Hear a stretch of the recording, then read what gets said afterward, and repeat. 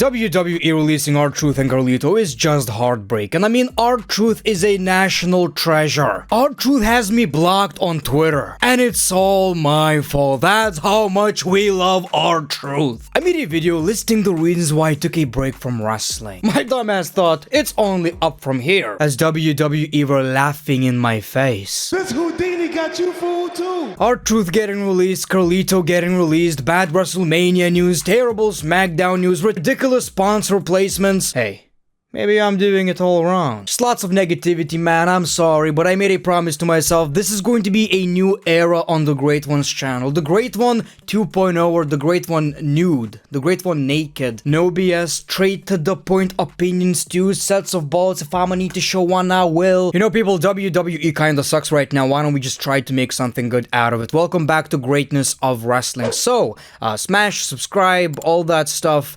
You know, people, I keep making this video. Somebody gets released and it's always a bad day, and it gets harder and harder to add to this conversation. So I want to start with this.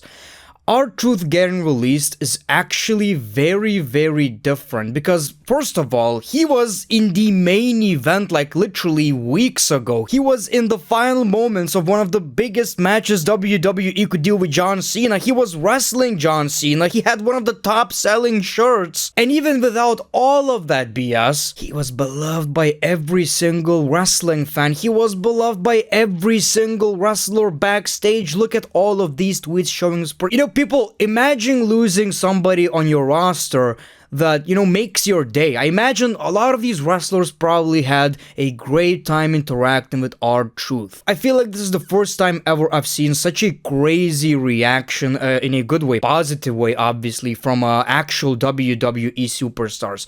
And you know, should we blame TKO? Should we blame Triple H? I don't care. Honestly, it doesn't matter. The fact of the matter is, people, WWE are making weird-ass decisions that are pissing off the fans, and is happening not even weekly at this point, it's happening daily. Fightful Select knows that R-Truth being let go by WWE has been met with complete shock and disbelief, and top talent is agreeing completely with the decision. Exactly, and I guess the main point I want to make, especially with R-Truth, I know he's the oldest member of the roster, it's not even this charity thing, you know, we're like, okay, we love R-Truth so much, keep him on the roster, pay him even if you don't have to. It's not even one of these cases. I know people are gonna get let go, but at the same time, he was entertaining, he was adding to the product. A lot of times, he was the highlight of the show. Look, people, if I would take a break from professional wrestling, like a long one, I would say an R-Truth video on WWE's YouTube channel, I'd click.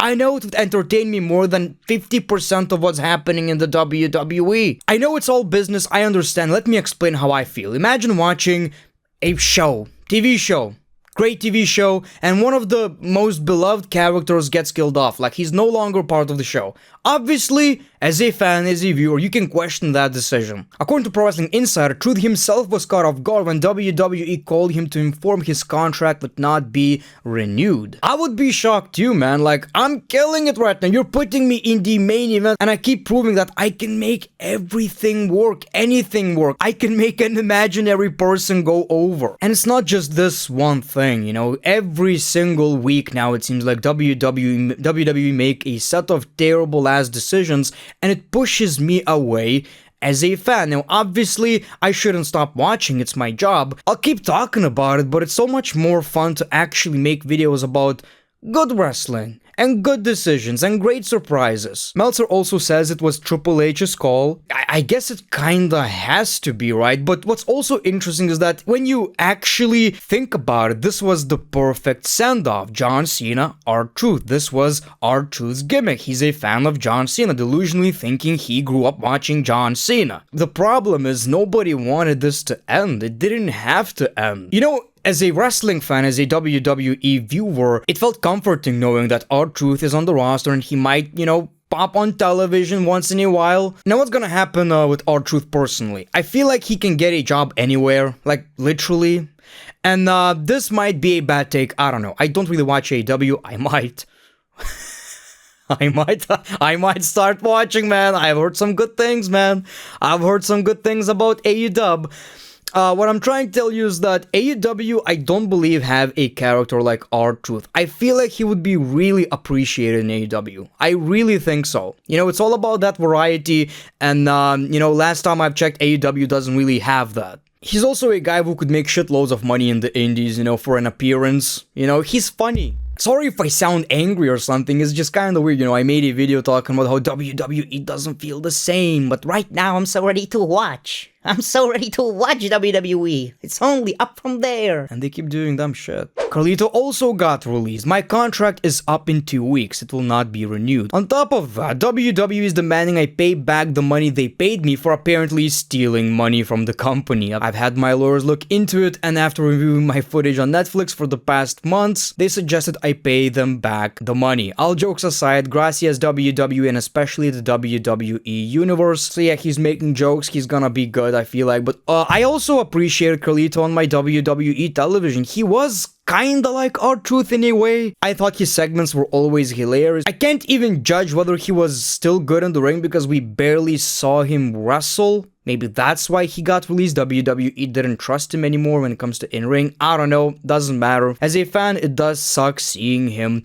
you know, leaving the WWE. But again, I feel like his character was hilarious. You know, people, I kind of find it shocking how, especially right now, and so many wrestling fans are like, WWE be making bad decisions. Should I stop watching? It's not for me anymore. It feels too corporate. Doesn't feel like the best time to do shit like this, WWE. I don't know. I know somebody's gonna be like, it's business, it's this and that and this and that. But as a fan, you have the ability to be pissed off at shit like this. Especially lately with so many bad decisions, and you know, again, seems like WWE are losing that fandom trust. Speaking of WWE feeling way too corporate, this is this is happening. Slim Jim on tables. It's just kinda hilarious in a way. Like, it's not that big of a deal by itself, but like, look, man, like WWE be looking like some dopamine machine right now, where every little tiny corner has to have a sponsor. Makes sense, makes the money, I get it in a way, I appreciate that, you know, obviously wrestling is doing good, we're doing great, it's all fine. At this point, it's just kind of funny. It's just a bit much. It's so hilarious that all of this shit is happening at the same time. It's so cartoonish, man. Look at this. It's so childish. I hate it. Why the tables? Why the tables? Okay, so there's this big controversy about WrestleMania. It's no longer in New Orleans. It's going back to Las Vegas, which is not something I'm gonna talk about right here, but also, I don't really feel like it's that big of a deal for me personally. I'm never going to see WWE live anyway, probably. As a fan, the only issue I have is that it's going to look pretty much the same. And you know, I was expecting this certain vibe. You know, I love when WWE are in New Orleans. It just feels magical and big and whatever. I guess the issue people are having with this is that WWE feels like chaos right now. Like, you don't even know what to expect anymore. Whatever. What I'm here to talk about is that a WWE employee told Fightful Select that if WrestleMania does eventually go to Saudi Arabia, it could possibly be rebranded as Super WrestleMania. Thank God. It's not gonna be WrestleMania. It's gonna be a Temu Mania, basically. You guys remember the greatest Royal Rumble? It didn't matter. It's not even canon in a way. So it's not gonna be that big of a deal. I feel like if we're going to get this Super WrestleMania, we're still getting the regular WrestleMania anyway. You know, I feel like WWE wouldn't go that far. It's whatever, a good wrestling show is a good wrestling show. It's just that the vibe is not the same, the crowd is not the same, the reactions are different. It's a very different vibe, and if WWE would actually have an actual WrestleMania in Saudi, it just wouldn't feel the same. Maybe it's because WWE kinda ruined the vibe of these premium live events at Saudi, especially during the Vince era. Everything that happened in Saudi when it comes to WWE feels almost like semi-canon. You know, I mean, what was that all about? But yeah, people, it's going to be Super WrestleMania. It's getting so goofy, man. It's getting so goofy. Now to the bad news, SmackDown. Y'all heard about 2 hours SmackDown coming back? Well, about that. WrestleVotes Radio claims that WWE SmackDown will remain a 3 2-hour broadcast for the foreseeable future, with the possibility of it going back to 2 hours. Hopefully, hopefully. We've been talking about this for such a long time now, but I feel like WWE already proved 3-hour WWE television ain't it. It really ain't it, man. What people need to realize is that, yes, it can work when wrestling is hot. Right now, wrestling is not that hot. So when the product is kinda just mid, I would rather watch a 2-hour mid product than a 3-hour mid product. So that was a negative video, wasn't it? I've realized that, the vast majority of you watch me for my true, unfiltered, naked, nude, exposed opinion. I'm gonna speak from my heart. Well, shit, I'm gonna speak from my forehead. There's still a lot to like, people. WWE is not as bad as it was in like 2018-19-ish. Still doesn't mean we have to be some kind of drones who can't even criticize stuff. If you like everything that is happening in the WWE, that is also fine. I'm not telling you to hate on it. Maybe it's exactly what you need from WWE. The storylines are hitting. It's all fine. But that's how I feel. That's how I feel.